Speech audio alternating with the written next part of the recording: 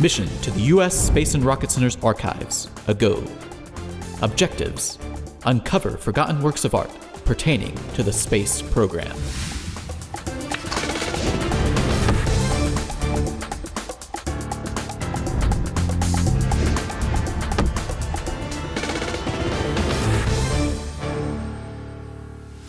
A lot of people think that science and technology and the arts are sort of mutually exclusive fields.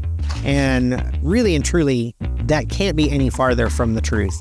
Reaching back into the history of sort of all things space exploration, artists have been a key part of communicating what the scientists and engineers and theoreticians were thinking about.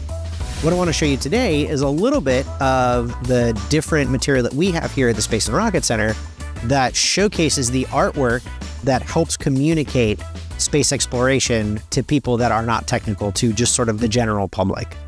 One of the most prolific space artists really started before NASA was ever even an existing agency for the federal government. There is a person called Chesley Bonestell who sort of started off doing more cowboy-oriented art, but ended up falling into the field of sort of communicating technical space concepts. In particular, most people would probably know him from a series of magazine covers that he did for Collier's back in the 1940s and 1950s.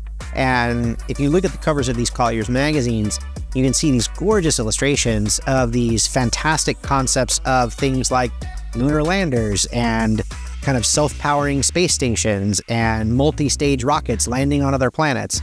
And all of his concepts were sort of based around ideas that were being developed in the scientific community, but weren't necessarily being presented in ways that the general public would otherwise be able to understand until he sort of got hold of this material and was able to sort of take it from rough sketches or engineering drawings to illustrations that really showed what the engineers and scientists were aiming for. In particular, Chesley Bonestell had a good relationship with Wernher von Braun, and he did a lot of illustrations of what were ultimately sort of rough napkin sketches that von Braun himself did, and a lot of those concepts made it into the Collier's magazines.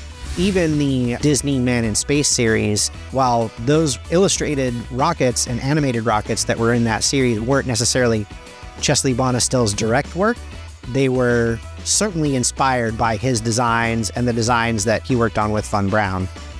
As we move forward into kind of the NASA era, NASA had a number of illustrators and artists that did work to illustrate the actual technologies that they were in the process of building. And one of these was an artist by the name of Robert McCall.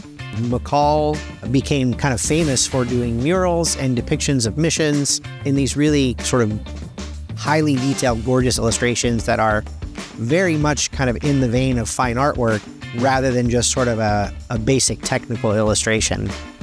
One artist that falls into the gap between pre-NASA and then kind of eventually bordering into NASA is a gentleman by the name of Harry Lang. Now, Harry Lang was not his original name. That's kind of his Americanized name.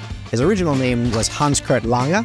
He was a German immigrant who came over into the U.S. in the early 1950s, and he went to work for the Army Ballistic Missile Agency doing technical illustrations, and he kind of moved forward with the ABMA team into parts of NASA and did things like planetary landscape illustrations and other sort of future-looking projects.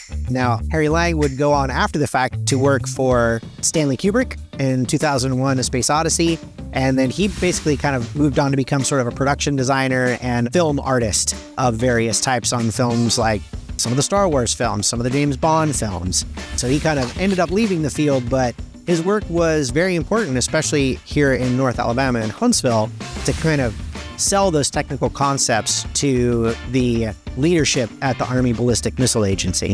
In the 1960s, NASA started a program for artists in residence. It's called the NASA Art Program. And the idea here was less about capturing technical detail and sort of accurately representing concepts to the general public.